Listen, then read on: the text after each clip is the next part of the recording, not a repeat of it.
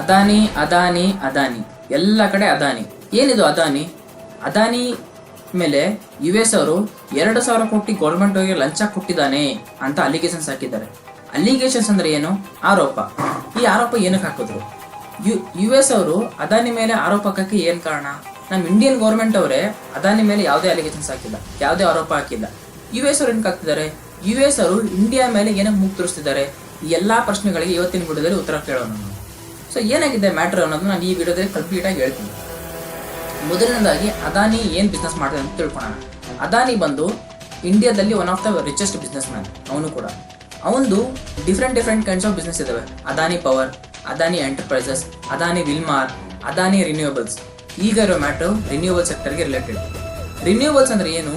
ಯಾವ ಒಂದು ಎನರ್ಜಿ, ಯಾವ ಒಂದು ಶಕ್ತಿನ ಮತ್ತೆ ಮತ್ತೆ ಮತ್ತೆ ಮತ್ತೆ ಪ್ರೊಡ್ಯೂಸ್ ಮಾಡಿದಾಗ ಖಾಲಿನೇ ಆಗಲ್ಲ, ಆ ಒಂದು ಎನರ್ಜಿನ ರಿನ್ಯೂವಬಲ್ ಎನರ್ಜಿ ಅಂತ ಕರಿತೀವಿ ನಾವು. ಓಕೆ, ಈಗ ಏನಾಗಿದೆ, ಅದಾನಿ ರಿನ್ಯೂವಬಲ್ಸ್ ಅಂದ್ರೆ ಒಂದು ಸೌರಶಕ್ತಿ ಅಂದ್ರೆ ಸೋಲಾರ್ ಪವರ್ನ ಯೂಸ್ ಮಾಡಿ ಪ್ರೊಡ್ಯೂಸ್ ಮಾಡುವಂಥ ಎನರ್ಜಿನ ರಿನ್ಯೂವಬಲ್ ಎನರ್ಜಿ ಅಂತ ಕರಿತೀವಿ ನಾವು. ಆಮೇಲೆ ಜಲಶಕ್ತಿನ ಪ್ರೊಡ್ಯೂಸ್ ಮಾಡಿ ರಿನ್ಯೂವಬಲ್ನ ಮಾಡೋದನ್ನ ರಿನ್ಯೂವಬಲ್ ಎನರ್ಜಿ ಅಂತಾನು ಕರಿತೀವಿ ನಾವು. ಸೊ ಈ ತರ ಡಿಫ್ರೆಂಟ್ ಎನರ್ಜಿನ ಅದಾನಿ ಯೂಸ್ ಮಾಡ್ತಾನೆ.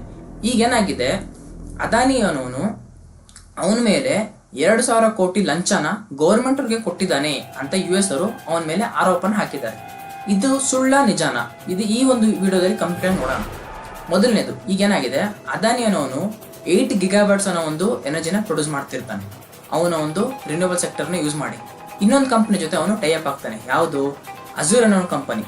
ಅಜೂರ್ ಅನ್ನೋದು ಒಂದು US ಕಂಪನಿ. ಅದ್ರ ಜೊತೆ ಅವನು ಕೈಗೂಡಿ ಜಾಯಿಂಟ್ ವೆಂಚರ್ನ ಮಾಡಿ ಅಜೂರ್ ಅನ್ನೋ ಕಂಪನಿ 4 ಗಿಗಾಬೈಟ್ಸ್ನ ಪ್ರೊಡ್ಯೂಸ್ ಮಾಡ್ತಾ ಇರುತ್ತೆ. ಈಗ ಅದಾನಿ 8 ಗಿಗಾಬೈಟ್ಸ್ನ ಪ್ರೊಡ್ಯೂಸ್ ಮಾಡ್ತಿದ್ದಾನೆ, ಅಜೂರ್ ಅನ್ನೋ ಕಂಪನಿ 4 ಗಿಗಾಬೈಟ್ಸ್ನ ಪ್ರೊಡ್ಯೂಸ್ ಮಾಡ್ತಿದೆ. ಈ ಎರಡು ಆಡ್ ಮಾಡಿದ್ರೆ 12 ಗಿಗಾಬೈಟ್ಸ್ ಆಗುತ್ತೆ. ಸೊ ಅದಾನಿ ಏನ್ ಮಾಡ್ತಾನೆ, ಸರಿ ಆಯ್ತು, ನಾನು ಅಜೂರ್ ಅನ್ನೋರ ಜೊತೆ ಒಗ್ಗೂಡಿಸಿ ಜಾಯಿಂಟ್ ವೆಂಚರ್ನ ಬೆಳೆಸಿ ಟೋಟಲ್ ಆಗಿ 12 ಗಿಗಾಬೈಟ್ಸ್ನ ನಾನು ಪ್ರೊಡ್ಯೂಸ್ ಮಾಡ್ತೀನಿ ಅಂತ ಅವ್ರ ಜೊತೆ ಹೋಗ್ತಾನೆ. ಈಗ ನೀವು ಅನ್ಕೋಬಹುದು, ಈಗ ಅದಾನಿನೇ ಅಷ್ಟು ದುಡ್ಡಿಟ್ಟಿದ್ದಾನೆ, ಅವನೇ ಯಾಕೆ US ಅವ್ರ ಜೊತೆ ಕೈಗೂಡಿಸ್ಬೇಕು? ಅವನೇ ಒಬ್ಬನೇ ಮಾಡ್ಬೋದಲ್ಲ, ಒಬ್ಬನೇ ಕೂತ್ಕೊಂಡು ಅಂತ. ಇದಕ್ಕೇನು ಉತ್ತರ ಅಂದ್ರೆ, ಯಾಕಂದ್ರೆ ಇಂಟರ್ನ್ಯಾಷನಲ್ ಇಂದ ಫಂಡ್ ಎತ್ತಾರೆ.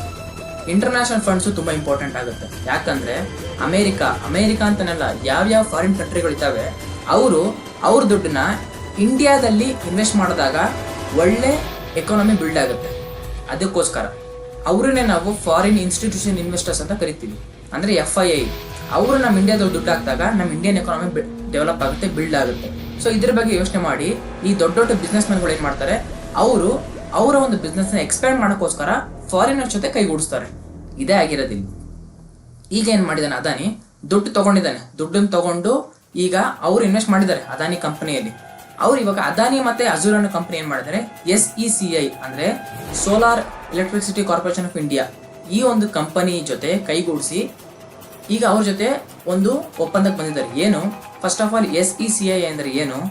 ಆ ಒಂದು ಕಂಪನಿ ಹಾಗೆ ಪವರ್ನ ಸಪ್ಲೈ ಮಾಡುವಂಥ ಕಂಪನಿ. ಈಗ SECI ಅನ್ನೋ ಕಂಪನಿ ಏನಾಗುತ್ತೆ, ಅದು ಎಲ್ಲಾ ಸ್ಟೇಟ್ಗಳಿಗೆ ಒಂದು ಬೋರ್ಡ್ ಅಂತ ಇರುತ್ತೆ, ಎಲೆಕ್ಟ್ರಿಸಿಟಿ ಬೋರ್ಡ್. ಈಗ ಕರ್ನಾಟಕಕ್ಕೆ KEB ಬೋರ್ಡ್ ಅಂತಿದೆ. KEB ಅಂದ್ರೆ ಏನು? ಕರ್ನಾಟಕ ಎಲೆಕ್ಟ್ರಿಸಿಟಿ ಬೋರ್ಡ್ ಅಲ್ವಾ? ಕರ್ನಾಟಕ ಎಲೆಕ್ಟ್ರಿಸಿಟಿ ಬೋರ್ಡ್ ಇಂದ ನಮ್ಮ ಬೆಂಗಳೂರಿಗೆ ಪವರ್ ಸಪ್ಲೈ ಆಗುತ್ತೆ. ಪವರ್ ಸಪ್ಲೈ ಮಾಡೋರು ಯಾರು? ರಿಸೀವರ್ ಯಾರಲ್ಲಿ? ಬೆಸ್ಕಾಂ ಇಂದ ಏನಾಗುತ್ತೆ, ಎಲ್ಲಾ ಮನೆಗಳಿಗೂ ಕರೆಂಟ್ ಪಾಸ್ ಆಗುತ್ತೆ. ಈ ಒಂದು ಪ್ರೊಸೆಸ್ ಸ್ಟಾರ್ಟ್ ಆಗೋದು ಒಂದು ರಿನ್ಯೂವಬಲ್ ಎನರ್ಜಿನ ಪ್ರೊಡ್ಯೂಸ್ ಮಾಡುವಂಥ ಕಂಪನಿ, ಅದೇ ಅದಾನಿ. ಇನ್ನೊಂದು ಕಂಪನಿ ಯಾವುದು? NTPC ಇಂದ SECI ಬಂದು, ಅಲ್ಲಿಂದ KEB ಬಂದು, KEB ಇಂದ ಬೆಸ್ಕಾಂ ಬಂದು, ಬೆಸ್ಕಾಂ ಇಂದ ಎಲ್ಲಾ ಮನೆಗಳು ಕರೆಂಟ್ ಪಾಸ್ ಆಗುತ್ತೆ. ಇದು ಒಂದು ಪ್ರೊಸೆಸ್. ಈಗ ಏನಾಗಿದೆ, SEIC ಅಂದ್ರೆ solar electricity corporation of India, ಈ ಒಂದು ಕಂಪನಿ 5 per ಯೂನಿಟ್ಗೆ ಪ್ರೊಡ್ಯೂಸ್ ಮಾಡ್ತಾ ಇರುತ್ತೆ ಸೆಲ್. ನಾನೊಂದು ಎಕ್ಸಾಂಪಲ್ ಕೊಡ್ತಾ ಇರೋದು, ಏನ್ ಅಲಿಗೇಷನ್ ಅಂತ ನಿಮ್ಗೆ ಅರ್ಥ ಆಗ್ಬೇಕಂತ ಎಕ್ಸಾಂಪಲ್ ಕೊಡ್ತಾ ಇದ್ದೀನಿ. ನಿಮಗೆ ಇದೇ ರೇಟ್ಗೆ ಮಾಡ್ತೀರಾ ಅಂತ ಹೇಳ್ತಾ ಇಲ್ಲ. ಸೊ 5 per ಯೂನಿಟ್ಗೆ ಸೆಲ್ ಮಾಡ್ತಿದ್ದಾರೆ. ಅವ್ರದ್ದು ಸೆಲ್ ಮಾಡುತ್ತಿರೋ ವ್ಯಾಲ್ಯೂ ಯಾರು ತೊಗೊಳಕ್ ರೆಡಿ ಇಲ್ಲ. ಅಂಡ್ 5 per ಯೂನಿಟ್ ಆಕ್ಚುಲಿ ಕಡಿಮೆ ಮಾಡಿವೆ. ಬಟ್ ಅದಾನಿ ಅವ್ರ ಬಿಸ್ನೆಸ್ ಎಂಟರ್ಪ್ರೈಸಸ್ ಅವರೊಂದು ಬಿಸ್ನೆಸ್ ಎಕ್ಸ್ಪ್ಯಾಂಡ್ಗೋಸ್ಕರ, ಅವರೊಂದು ಬಿಸ್ನೆಸ್ ಗ್ರೋ ಆಗೋ ಒಂದು ವಿಚಾರನ ತಲೆ ಇಟ್ಕೊಂಡು ಅವ್ರೇನ್ ಮಾಡ್ತಾರೆ, SEIC ಹತ್ರ ಬಂದು ನಾವು ನಿಮ್ಗೆ 7 per ಯೂನಿಟ್ಗೆ ಸೆಲ್ ಮಾಡ್ತೀವಿ, ತಗೊಂತೀರಾ ಅಂತ ಕೇಳ್ತಾರೆ. ಈಗ ಏನಾಗುತ್ತೆ, ನಾರ್ಮಲ್ ಆಗಿ ನಮ್ಮ ಕರೆಂಟ್ ಬಿಲ್ಲು 800 ರೂಪಾಯಿ ಬರ್ತಾ ಇರುತ್ತೆ. 800 ರೂಪಾಯಿ ಬರೋ ಜಾಗದಲ್ಲಿ 2,000 ರೂಪಾಯಿ ಬಂದ್ರೆ ನಾವು ಮಾತಾಡಲ್ಲ. ಯಾಕೆ 2,000 ರೂಪಾಯಿ ಬರ್ತಿದೆ, ನನಗೆ ಬೇಡ 2,000 ರೂಪಾಯಿ, ಯೂನಿಟ್ ಪ್ರೈಸ್ನ ಕಮ್ಮಿ ಮಾಡಿ ಕರೆಂಟ್ ಬಿಲ್ ಕಮ್ಮಿ ಆಗುತ್ತೆ ಆಟೋಮೆಟಿಕ್ ಆಗಿ ನಾವು ಮಾತಾಡ್ತೀವಿ. ಬಟ್ ಎಲ್ಲರೂ ಮಾತಾಡ್ತೀವ, ಎಲ್ಲರೂ ಹೋಗಿ ಸ್ಟ್ರೈಕ್ ಮಾಡ್ತೀವ, ಗೌರ್ಮೆಂಟ್ ಏನು ರೂಲ್ಸ್ ತರುತ್ತೆ ಅದನ್ನ ನಾವು ಬದ್ಧವಾಗಿ ನಾವು ಏನೇ ಮಾಡಿದ್ರು ಕಟ್ಟಲೇಬೇಕು ಅಮೌಂಟು. ಅದೇ ರೀತಿ ಇವಾಗ ಆಗಿರೋದು. ಎಲ್ಲ ಕಡೆನೇ ಇವಾಗ ಪ್ರೊಡ್ಯೂಸ್ ಮಾಡುವಂಥ ಎನರ್ಜಿ ಕಮ್ಮಿ ಆದಾಗ ಅದಾನಿ ಅವರು SCCI ಹತ್ರ ಬಂದು ನಾವು ನಿಮಗೆ 7% ತೊಗೊತೀವಿ ಕೊಡ್ತೀವಿ ತೊಗೊತೀರಾ, ಅದಕ್ಕೋಸ್ಕರ ನಮಗೆ 2,000 ಕೋಟಿ ಕೊಡ್ತೀವಿ ತಗೊಳ್ಳಿ ಅಂತ ಹೇಳ್ತಾರೆ. 2,000 ಕೋಟಿ ಕೊಟ್ಟು ಅವರು SCCIಗೆ ಸೆಲ್ ಮಾಡ್ತಾರೆ, ಅವರ ಒಂದು ರಿನ್ಯೂವಬಲ್ ಎನರ್ಜಿನ ಸೆಲ್ ಮಾಡ್ತಾರೆ. ಆ ಒಂದು ರಿನ್ಯೂವಬಲ್ ಎನರ್ಜಿನ ಸೆಲ್ ಮಾಡಿದಾಗ SCCI ಈ ಕಡೆ ಸಪ್ಲೈ ಮಾಡುತ್ತೆ. ಈ ವಿಷಯ ಆಗಿರೋದು. ಇಲ್ಲಿ ಏನಾಗಿದೆ, ಈಗ US ಅವ್ರಿಗೆ ಈ ವಿಷಯ ಗೊತ್ತಾಗಿ ಅವ್ರು ಏನು ಮಾಡ್ತಿದ್ದಾರೆ, ಅಲಿಗೇಷನ್ ಮಾಡಿದ್ದಾರೆ. ಅದಾನಿ ಅವನು ಗೌರ್ಮೆಂಟ್ ಅವ್ರಿಗೆ ಲಂಚ ಕೊಟ್ಟಿದ್ದಾನೆ. ಇದು ಲಂಚನ? ಲಂಚ ಅಲ್ಲ, ಇದು ಒಂದು ದುಡ್ಡನ್ನ ಕೊಟ್ಟು ನಮ್ಗೆ ತಗೊಳ್ಳಿ, ನಮ್ದು ಒಂದು ಪರ್ಚೇಸ್ ಮಾಡಿ ಅಂತ ಹೇಳೋ ಒಂದು ವಿಧಾನ. ಇದು ಇಂಡಿಯನ್ ಬಿಸ್ನೆಸ್ ಮ್ಯಾನ್ದು ಮೈಂಡ್ ಸೆಟ್ ಇರ್ಬೋದು, ಬಟ್ US ಅವ್ರು ಯಾಕೆ ಮುಗ್ ತೋರಿಸ್ಬೇಕು? ಆ್ಯಂಡ್ ಒಂದನೇದು ವಿಚಾರ ಇದಾಯ್ತು. ಎರಡನೇದೇನು, US ಅವ್ರು ಇನ್ನೊಂದು ಅಲಿಗೇಷನ್ ಹಾಕಿದ್ದಾರೆ. ಏನು, ಅದಾನಿ ನಮ್ಮ ಒಂದು ಇನ್ವೆಸ್ಟರ್ಸ್ ಮನಿನ ಯೂಸ್ ಮಾಡಿದ್ದಾನೆ. ಏನಂದ್ರೆ ನಮ್ಮ ಒಂದು ಇನ್ವೆಸ್ಟರ್ಸ್ ಅಂದ್ರೆ ಫಾರಿನ್ನಲ್ಲಿರೋ ಇನ್ವೆಸ್ಟರ್ಸು, US ಇನ್ವೆಸ್ಟರ್ಸು, ಅವ್ರು ಇನ್ವೆಸ್ಟ್ ಮಾಡಿರೋ ಅಮೌಂಟು ಅದಾನಿ ಹತ್ರ ಇದೆಯಲ್ಲ, ಆ ಅಮೌಂಟ್ನ ಅದಾನಿ ಯೂಸ್ ಮಾಡಿದ್ದಾನೆ ಅಂತ ಹೇಳ್ತಿದ್ದಾರೆ. ಅದಾನಿ ಆ ಅಮೌಂಟ್ ಯೂಸೇ ಮಾಡಿಲ್ಲ, ಅವನೊಂದು ಸ್ವಂತ ದುಡ್ಡಿಂದ ಅವನು ಖರ್ಚು ಮಾಡ್ತಿದ್ದಾನೆ. ಬಟ್ ಏನಾಗಿದೆ, US ಅಲಿಗೇಷನ್ಸು ಯಾವಾಗ ಈ ಥರ ಬಂತು ಅವಾಗ ಅದಾನಿ ಸ್ಟಾಕ್ಸ್ ಎಲ್ಲ ದಬ ದಬ ದಬ ಅಂತ ಬಿದ್ದೋಗ್ಬಿಡ್ತು. ಆ ಒಂದು ಬಿದ್ದಿದ ಕ್ಷಣ ಹೆಂಗಿತ್ತಂದ್ರೆ 20%, 30%, 40% ಎಲ್ಲ ಸ್ಟಾಕ್ ಕಮ್ಮಿ ಆಯಿತು ಅದಾನಿದು. ಅದಾನಿ ನೀವು ನೋಡ್ತಾ ಇರ್ಬೋದು, ಎಲ್ಲ ಕಮ್ಮಿ ಆಗಿದೆ. ಸೊ ಅವಾಗ ಇಂಡಿಯನ್ ಎಕಾನಮಿ ಡೌನ್ ಆಗುತ್ತೆ. ಸೊ ಈ ಥರ ಒಂದು ಸೂಕ್ಷ್ಮ ವಿಚಾರಗಳನ್ನ ಇಂಡಿಯನ್ ಬಿಸ್ನೆಸ್ ಮ್ಯಾನ್ಗಳು ಮತ್ತು ಅಮೇರಿಕಾದಂಥ ಒಂದು ನಡೆಯುವಂಥ ಬಿಸ್ನೆಸ್ ಮ್ಯಾನ್ಗಳಲ್ಲಿ ಅರ್ಥ ಮಾಡ್ಕೊಂಡು ನಡಿಬೇಕಾಗುತ್ತೆ. ಇದೊಂದು ತುಂಬ ಸೂಕ್ಷ್ಮವಾದ ವಿಚಾರ. ಆ್ಯಂಡ್ ಅದಾನಿ ಬಂದು ಇಂಡಿಯನ್ಗೆ one of the main source. Adani ಯಾಕೆ ಮೇನ್ ಸೋರ್ಸ್ ಅಂತ ಮುಂದೆ ನಾನು ಹೇಳ್ತೀನಿ ಇವಾಗ. ಸೊ ಈ ಥರ ಒಂದು ಅಲಿಗೇಷನ್ಸ್ ಆಗಿ ಎಲ್ಲ ಸ್ಟಾಕ್ಸು ಬಿತ್ತು. ಈಗೇನಾಗಿದೆ, ಅದನ್ನ ಅದಾನಿ ಪ್ರೂವ್ ಮಾಡ್ಕೊತಾನೆ. ಆ್ಯಕ್ಚುಲಿ ನಾವು ತಪ್ಪು ಮಾಡಿಲ್ಲ, ನಾವು ಕರೆಕ್ಟಾಗಿ ಇದ್ದೀವಿ ಅಂತ ಹೇಳ್ಬಿಟ್ಟು ಒಂದೊಂದು ಸ್ಟೇಟ್ಮೆಂಟ್ ಕೊಡ್ತು, ಅದ್ರಲ್ಲಿ ಬರ್ದು ಕಳಿಸ್ತಾನೆ ಅವ್ರಿಗೆ. ಈ ಥರ ನಾವು ಯಾವುದೂ ತಪ್ಪು ಮಾಡಿಲ್ಲ, ನಾವು ಕರೆಕ್ಟಾಗಿ ಇದ್ದೀವಿ, ನಿಮ್ಮ ಇನ್ವೆಸ್ಟರ್ಸ್ ಮನೇನ ನಾವು ಯೂಸ್ ಮಾಡಿಲ್ಲ ಅಂತ ಅವನು ಒಂದು ಪ್ರೂವ್ ಮಾಡ್ಕೊತಾನೆ.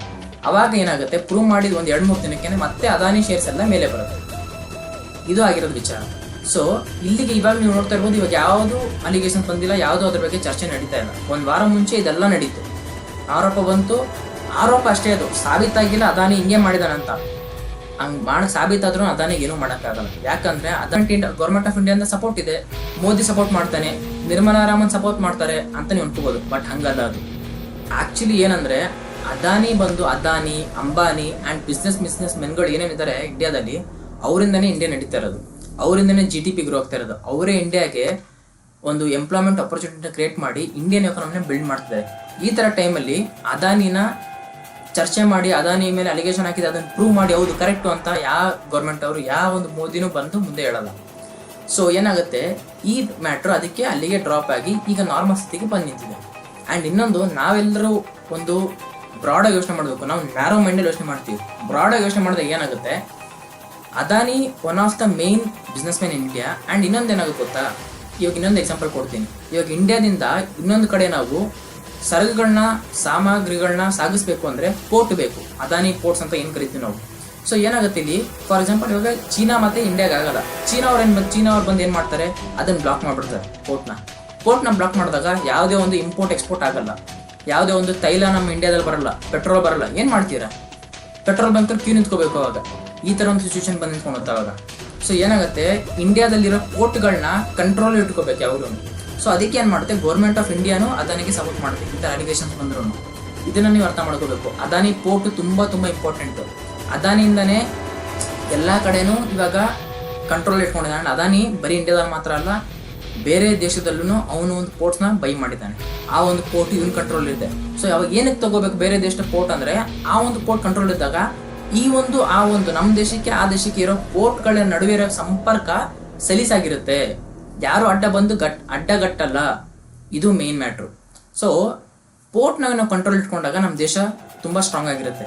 ಏನಾಗುತ್ತೆ, ಬೇರೆಯವ್ರು ಬಂದು ಬ್ಲಾಕ್ ಮಾಡಿದಾಗ ಯಾವುದು ಇಂಪೋರ್ಟ್ ಎಕ್ಸ್ಪೋರ್ಟ್ ಆಗಲ್ಲ. ಸೊ ಅವಾಗ ಗೌರ್ಮೆಂಟ್ ಆಫ್ ಇಂಡಿಯಾ ಏನಾಗುತ್ತೆ, ನಮ್ಮದೇ ಒಂದು ಸ್ಟ್ರಾಂಗ್ ಆರ್ಮಿ, ನಾವು ಇಂಡಿಯನ್ ಸ್ಟ್ರಾಂಗ್ ಆರ್ಮಿನ ಕಳಿಸ್ತೀನಿ ಅಂತ ಯೋಚನೆ ಮಾಡಲ್ಲ. ಅವಾಗ ಏನು ಬೇಕು ಏನು ಬೇಡ, ಇಂಡಿಯಾಗೆ ಏನು ಬರಬೇಕು ಏನು ಬರಬಾರ್ದು ಅದ್ರ ಬಗ್ಗೆ ಯೋಚನೆ ಮಾಡುತ್ತೆ. ಸೊ ಈ ರೀತಿ ನಾವು ಬ್ರಾಡಾಗಿ ಯೋಚನೆ ಮಾಡಬೇಕು. ನಾವು ಅದಾನಿನೇ ಬ್ಲೇಮ್ ಮಾಡೋದಲ್ಲ. ಅದಾನಿಂದ ಬೇರೆ ಎಂಪ್ಲಾಯ್ಮೆಂಟ್ ಆಪರ್ಚುನಿಟಿಗಳು ಕ್ರಿಯೇಟ್ ಆಗಿದ್ದಾವೆ, ಅದ್ರ ಬಗ್ಗೆ ನಾವು ಅರ್ಥ ಮಾಡ್ಕೋಬೇಕು. ಬಟ್ ಏನಾಗಿದೆ, ಈ ಥರ ಪೋರ್ಟ್ಗಳನ್ನ ಯಾವಾಗ ಕಂಟ್ರೋಲ್ ಇಟ್ಕೊತಾರೆ ಆವಾಗ ಇಂಡಿಯನ್ ಎಕಾನಮಿ ಸ್ಟ್ರಾಂಗ್ ಆಗಿರುತ್ತೆ. ಇಂಡಿಯಾ ಅಂತಲ್ಲ, ಆ ಕಂಟ್ರಿ ಸ್ಟ್ರಾಂಗ್ ಆಗಿರುತ್ತೆ. ಅದು ಅದಾನಿ ಮಾಡ್ತಿದ್ದಾನೆ. ಸೊ ನಾವೇನು ಮಾಡಬೇಕು, ಬ್ರಾಡಾಗಿ ಯೋಚನೆ ಮಾಡಬೇಕು. US ಅವರು ಅಲಿಗೇಷನ್ ಹಾಕಿದ್ರು, ಏನಕ್ಕೆ ಹಾಕಿದ್ರು, ಅದಾನಿ ಏನು ಮಾಡ್ದ, ಈ ಥರ ಇಂಡೆಪ್ತಾಗಿ ಯೋಚನೆ ಮಾಡಿ ನೋಡಿದಾಗ ನಮಗೆ ಫುಲ್ ಮ್ಯಾಟ್ರ್ ಅರ್ಥ ಆಗುತ್ತೆ. ಇಲ್ಲಿ ಏನೂ ಆಗಿಲ್ಲ. ನಾರ್ಮಲ್ ಆಗಿ 5 per ಯೂನಿಟ್ನ ನಾನು ತೊಗೊಳೋದ್ ಬದಲು ನಾನು ಸೆಲ್ ಮಾಡ್ತೀನಿ, ನಿಂಗೆ ದುಡ್ಡು ಕೊಡ್ತೀನಿ ಅಂದ್ರೆ ನಾನು 7 per ಯೂನಿಟ್ ತಗೋ, ನಂಗೆ ಲಾಭ ಆಗುತ್ತೆ. ಅಕಸ್ಮಾತ್ ಈ ಒಂದು ಒಪ್ಪಂದ ಆಗಿದ್ದಿದ್ರೆ ಅದಾನಿಗೆ 16,000 ಕೋಟಿ ಲಾಭ ಆಗಿರೋದು. 16,000 ಕೋಟಿ ಲಾಭ ಆಗಿರೋದು. ಲಾಭ ನಾನು ಹೇಳ್ತಾ ಇರೋದು net profit, after tax net profit ಏನಿರುತ್ತಲ್ಲ ಅದನ್ನ ಹೇಳ್ತಿದ್ದೀನಿ ನಾನು. 16,000 ಕೋಟಿ ಲಾಭದಲ್ಲಿ 2,000 ಕೋಟಿ ಕೊಟ್ಟರೆ ಅದಾನಿಗೆ ಏನೂ ಆಗಲ್ಲ. ಅದೊಂದು ಬಿಸ್ನೆಸ್ಗಳ ನಡುವೆ ನಡೆಯುವಂಥ ಸಂಬಂಧಗಳು. ಅದನ್ನು US ಅವ್ರು ಮೂಗ್ ತೋರಿಸಿ ಅದಾನಿ ನಮ್ಮ ಇನ್ವೆಸ್ಟರ್ಸ್ ದುಡ್ಡು ತಗೊಂಡು ಲಂಚ ಕೊಟ್ಟಿದ್ದಾನೆ ಅಂತ ಹೇಳಿದ್ದು ದೊಡ್ಡ ತಪ್ಪು. ಸೊ ಈ ಒಂದು ಎಲ್ಲ ಸಾಬೀತಾದ್ಮೇಲೆ ಈಗ ನಾರ್ಮಲ್ ಆಗಿ ಅದು ಹೇಳಿದ್ದು ಎಲ್ಲ ಸಾಬೀತಾಗಿದ್ದು 2-3 ದಿನಕ್ಕೆ ಮತ್ತೆ ಅದಾನಿ ಶೇರ್ಸ್ ಪ್ರೈಸ್ ಎಲ್ಲ ಮೇಲೆ ಹೋಯಿತು. ಅದು ಹೇಳಿದ 3 ದಿನಕ್ಕೆ ಎಲ್ಲ ಕೆಳಗಡೆ ಬಿದ್ದಿತ್ತು. ಸೊ ಈ ಒಂದು ಮ್ಯಾಟ್ರು ಆಗಿದ್ದಾಗ ನಾವು ನಾರ್ಮಲ್ ಆಗಿ ಥಿಂಕ್ ಮಾಡಿ ಏನಾಗಿದೆ ಅಂತ ತಿಳ್ಕೊಬೇಕು. ನಾವು ಬರೀ ಕರ್ನಾಟಕದಲ್ಲಿ ಹಿಂಗಾಯ್ತು, ಅಲ್ಲಿ ಹಿಂಗಾಯ್ತು, ಇಲ್ಲಿ ಹಿಂಗಾಯ್ತು ಅಂತ ಯೋಚನೆ ಮಾಡ್ತೀವಿ. ದೇಶದ ಬಗ್ಗೆ ಯೋಚನೆ ಮಾಡಿದಾಗ ದೇಶದಲ್ಲಿ ಏನು ನಡೆದಿದೆ ಅಂತ ಅರ್ಥ ಆಗುತ್ತೆ. ಸೊ ಈ ಒಂದು ವಿಚಾರ ನಿಮಗೆ ಇಷ್ಟ ಆಗಿ ಅರ್ಥ ಆಗಿದ್ದಿದ್ರೆ ಲೈಕ್ ಮಾಡಿ, ಸಬ್ಸ್ಕ್ರೈಬ್ ಮಾಡಿ. Thank you.